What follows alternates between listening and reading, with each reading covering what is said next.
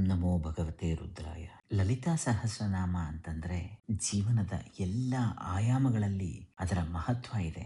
ಭಾರತೀಯ ಸನಾತನ ಧರ್ಮದಲ್ಲಿ ಶಕ್ತಿ ಉಪಾಸನೆಗೆ ಉನ್ನತವಾದ ಸ್ಥಾನ ಇದೆ. ಆ ಶಕ್ತಿ ಸ್ವರೂಪನೇ ಶ್ರೀ ಲಲಿತಾಂಬಿಕೆ ಅಂತ ಹೇಳ್ತಾರೆ. ಆಕೆಯ 1000 ನಾಮಗಳು ಅದೇ ಶ್ರೀ ಲಲಿತಾ ಸಹಸ್ರನಾಮ. ಮೊದಲನೇದಾಗಿ ಆಧ್ಯಾತ್ಮಿಕ ಮಹತ್ವ.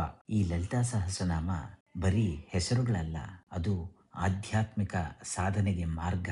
ಪ್ರತಿಯೊಂದು ಹೆಸರು ದೇವಿಯ ಒಂದು ಗುಣ, ಒಂದು ಶಕ್ತಿ, ಒಂದು ತತ್ವನ ಹೇಳುತ್ತೆ. ಈ ಲಲಿತಾ ಸಹಸ್ರನಾಮ ಪಾರಾಯಣದಿಂದ ಮನಸ್ಸಿಗೆ ಶಾಂತಿ ಸಿಗತ್ತೆ, ಆತ್ಮಶುದ್ಧಿಯಾಗತ್ತೆ, ದೇವಿಯ ಅನುಗ್ರಹನೂ ಆಗತ್ತೆ. ಈ ಲಲಿತಾ ಪರಮೇಶ್ವರಿನ ಪರಬ್ರಹ್ಮ ಸ್ವರೂಪಿಣಿ ಅಂತ ಕೂಡ ಹೇಳ್ತಾರೆ. ಆತ್ಮ ಮತ್ತು ಪರಮಾತ್ಮನ ಏಕತ್ವನ ತಿಳಿಯಲು ಸಹಾಯ ಆಗತ್ತೆ ಇದು. ಎರಡನೇದು ಮಾನಸಿಕ ಮತ್ತು ಭಾವನಾತ್ಮಕ ಮಹತ್ವ. ಇಂದಿನ ಲೈಫ್ ಸ್ಟೈಲ್ ಹೇಗಿರುತ್ತೆ ಅಂತಂದ್ರೆ ತುಂಬಾ ಒತ್ತಡ, ಪ್ರೆಷರು, ಭಯ, ಆತಂಕ, ಒಂಥರ ಡಿಸ್ಟರ್ಬ್ಡ್ ಆಗಿರತ್ತೆ.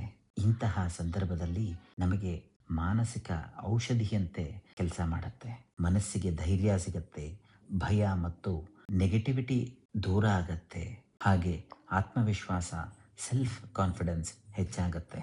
ಮೂರನೇದು ಶಾರೀರಿಕ ಮತ್ತು ಆರೋಗ್ಯದ ದೃಷ್ಟಿಯಿಂದ ಶುದ್ಧ ಉಚ್ಚಾರಣೆ ಮಾಡಿದರೆ ಉಸಿರಾಟದ ನಿಯಂತ್ರಣ ಆಗತ್ತೆ, ನಾಡಿ ವ್ಯವಸ್ಥೆ ಸಮತೋಲನಕ್ಕೆ ಬರುತ್ತೆ, ದೇಹ ಮನಸ್ಸಿನ ಸಮನ್ವಯ ಸಾಧಿಸುತ್ತೆ, ಆರೋಗ್ಯದಲ್ಲಿ ಸುಧಾರಣೆ ಕೂಡ ಕಂಡುಬರುತ್ತೆ. ನಾಲ್ಕನೇದು ಸಾಂಸಾರಿಕ ಮತ್ತು ಸಾಮಾಜಿಕ ಮಹತ್ವ.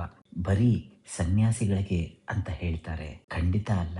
ಗೃಹಸ್ಥ ಜೀವನದಲ್ಲಿರುವವರಿಗೂ ಕೂಡ ಬಹಳ ಉಪಯುಕ್ತವಾದದ್ದು. ಕುಟುಂಬದಲ್ಲಿ ಶಾಂತಿ ನೆಲೆಸುತ್ತೆ, ಪರಸ್ಪರ ಪ್ರೀತಿ ಸಹನೆ ಹೆಚ್ಚಾಗತ್ತೆ, ಕಾರ್ಯಕ್ಷೇತ್ರದಲ್ಲಿ ಏಕಾಗ್ರತೆ ಮತ್ತು ಯಶಸ್ಸು ಸಿಗತ್ತೆ. ಐದನೇದು ನೈತಿಕ ಮತ್ತು ವ್ಯಕ್ತಿತ್ವ ವಿಕಾಸ.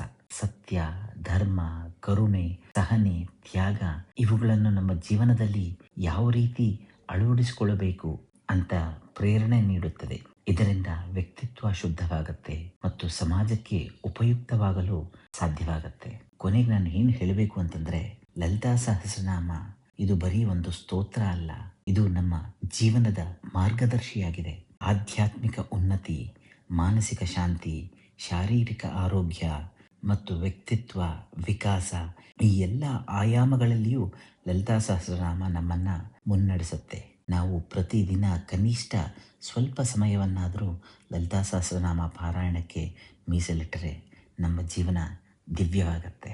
ಆ ಲಲಿತಾ ಸಹಸ್ರನಾಮನ ಕಲ್ತ್ಕೊಂಡು ಪ್ರತಿನಿತ್ಯ ಪಾರಾಯಣ ಮಾಡಿ. ಎಲ್ಲರಿಗೂ ಒಳ್ಳೆಯದಾಗಲಿ. ನಮಸ್ಕಾರ.